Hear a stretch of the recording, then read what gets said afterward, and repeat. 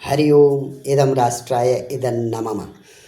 आज भाद्रपद मास के शुक्ल पक्ष की द्वादशी तिथि विक्रमी संवत 2082।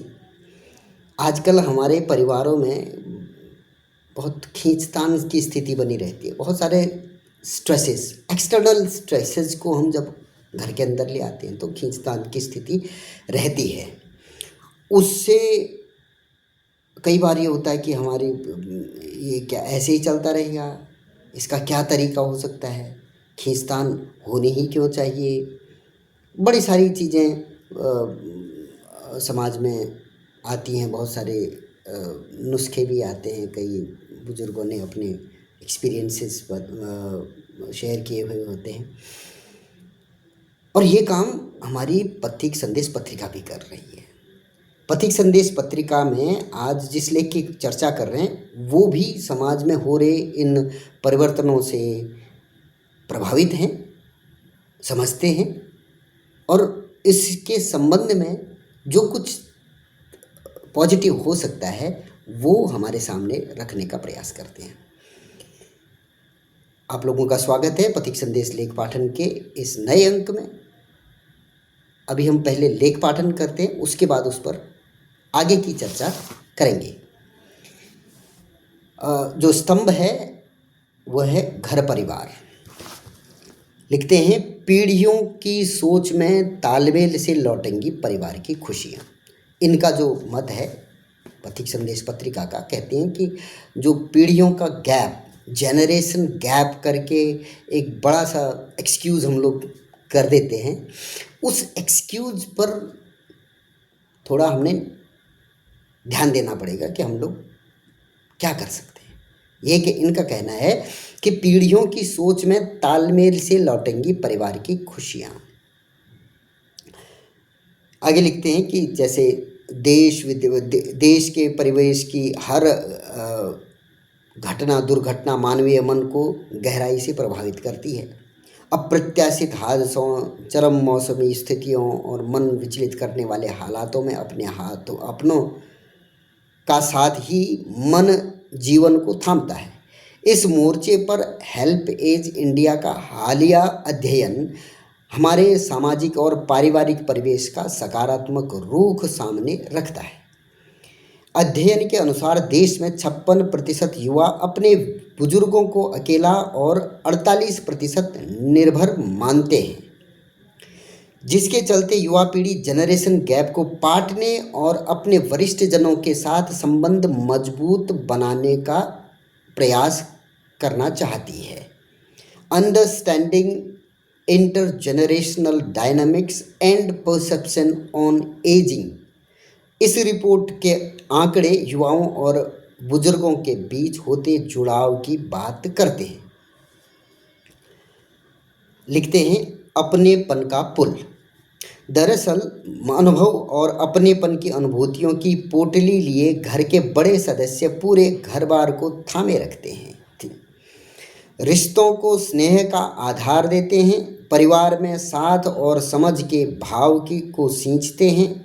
बावजूद इसके बच्चों और बुजुर्गों के बीच बड़ी भावनात्मक दूरियां भी मौजूदा दौर पर का कड़वा सच है। संस्कारों की थाती को सहेज कर रखने वाले बहुत से वृद्ध जनों को अपने ही परिवार की नई पीढ़ी से सहायता, संबल और सम्मानजनक व्यवहार नहीं मिल पा रहा। हेल्पेज इंडिया के इस अध्ययन में 86% बुजुर्गों ने माना कि उनकी अहमियत है, लेकिन युवाओं के से भावनात्मक रूप से दूर, अनसुना या अलग थलग भी महसूस करते हैं। वरिष्ठ जनों का कहना है कि हमें किसी योजना के बारे में बताया जाता है, अगर पूछा नहीं जाता। ध्यातव्य है कि दिल्ली, मुंबई, कोलकाता, चेन्नई, बेंगलुरु, हैदराबाद, अहमदाबाद, कानपुर, नागपुर, मदुरई जैसे शहरों में 18 से 30 वर्ष के 70% युवाओं और 60 वर्ष से ऊपर के आयु वर्ग में 30% बुजुर्गों को शामिल किया गया। इन शहरों में ये सर्वेक्षण किया गया। ये दोनों ही आयु वर्ग समाज और परिवार के आज और बीते हुए कल की नींव बनाने वाले माने जाते हैं। ऐसे में संवाद और सहयोग के मोर्चे पर दोनों पीढ़ियों के बीच दिखती खाई सचमुच चिंतनीय है। हालांकि युवा पीढ़ी द्वारा जनरेशन गैप को स्वीकारने और इसे पाटने के प्रयास को सामने रखती सोच एक सकारात्मक बदलाव है। युवा चाहते हैं कि हम उस गैप को पाटें। नई पीढ़ी बड़ों की सलाह समझाइश के अर्थ समझ रही है। भावी जीवन की पुख्ता बुनियाद। सुखद है कि आपाधापी में गुम आज की पीढ़ी जरा ठहर कर बड़ों का हाथ थामने की सोचने लगी है। अपने बुजुर्गों के साथ संवाद करने के साथ ही पीढ़ियों के बीच के अंतर को पाटने, रीति रिवाजों को समझने और सामाजिक विरासत को सहेजने के लिए समझ आवश्यक भी है। हेल्पेज इंडिया की रिपोर्ट के अनुसार हमारे देश में 12% आबादी 60 वर्ष और उससे अधिक उम्र की है। साल 2050 तक इसके 19% होने की संभावना है। ऐसे में वरिष्ठ जनों के प्रति सहयोग का भाव आवश्यक है। इस सर्वे के अनुसार 68% बुजुर्ग, 69% युवा बढ़ती उम्र को अकेलेपन से जोड़कर देखते हैं। वहीं 88% युवा और 83% बुजुर्ग अपने परिवार के साथ रहना चाहते हैं। सार्थक रिश्तों और सामाजिक संबंधों की दिशा देती साथ रहने जीने की यह सोच दो पीढ़ियों के जीवन की बेहतरी से जुड़ी साझी रूपरेखा बनाने वाली है। बड़ों से मिली सीख कई पीढ़ियों तक काम आती है, मन और जीवन को सही दिशा देती है, परंपराओं और संस्कारों की मजबूत बुनियाद बनाती है। यह स्थिति किसी एक परिवार के लिए नहीं, समग्र समाज के लिए मजबूत आधार बनाती है। असल में परिवार समाज की सबसे छोटी इकाई जरूर है, पर समाज की नींव को मजबूती देने में इस इकाई के अर्थ बहुत अहम है। दो पीढ़ियों का एक दूसरे के साथ समन्वय एवं सहयोग भरा भाव ही पारिवारिक संबंधों का संबल होता है। ये लेख डॉक्टर मोनिका शर्मा जी द्वारा लिखा गया है। जैसे हम कहते भी हैं कि पथिक संदेश पत्रिका या ऐसी राष्ट्रवादी पत्रिकाएं वास्तव में हमारे राष्ट्र जीवन में हो रही तात्कालिक जो घटनाएं हैं या जो परिवर्तन हो रहे हैं उसके बारे में एक सही पर्सपेक्टिव रखते हैं। ये एक होलिस्टिक व्यू रखते हैं। कारण क्या है कि ऐसे राष्ट्रवादी पत्रिकाओं को दर्द है, अपने राष्ट्र के प्रति समर्पित भाव से जब काम करते हैं तो उन्हें जो भविष्य की भी चिंता है, हमारे राष्ट्र की भी चिंता है, हमारी परंपराओं की भी चिंता है।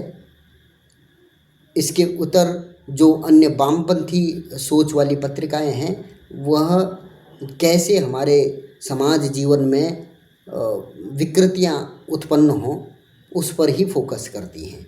कैसे हमारे समाज में ये अलग अलग स्तर पर विभाजन हो उस पर ही फोकस करती हैं।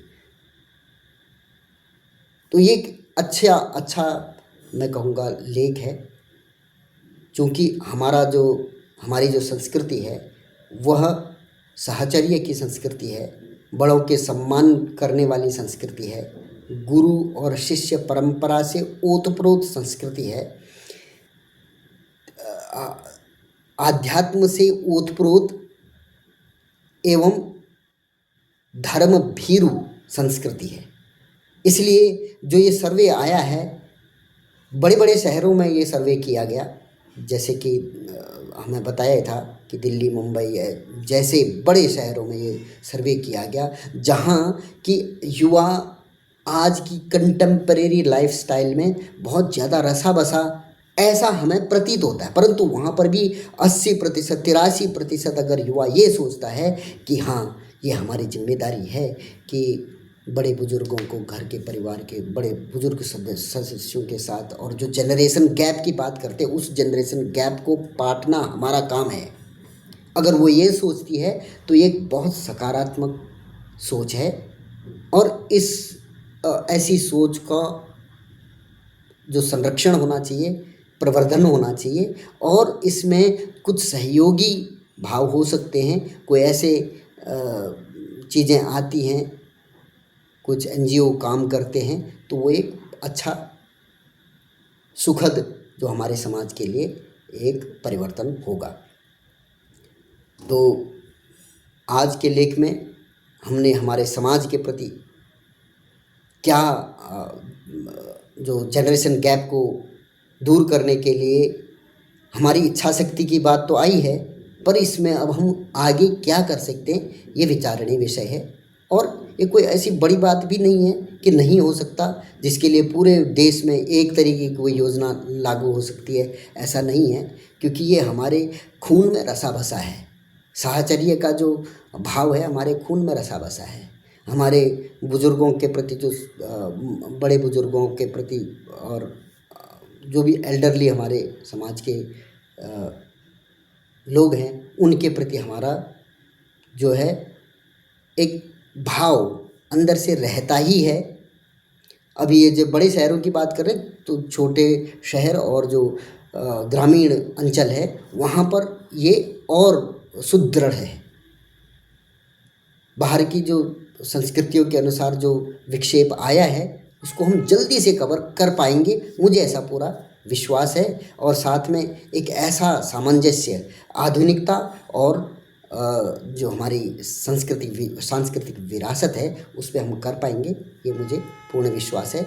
किसी और अंक के साथ आप लोगों के सम्मुख पुनः उपस्थित होऊंगा। तब तक के लिए धन्यवाद। जय जय श्री राम।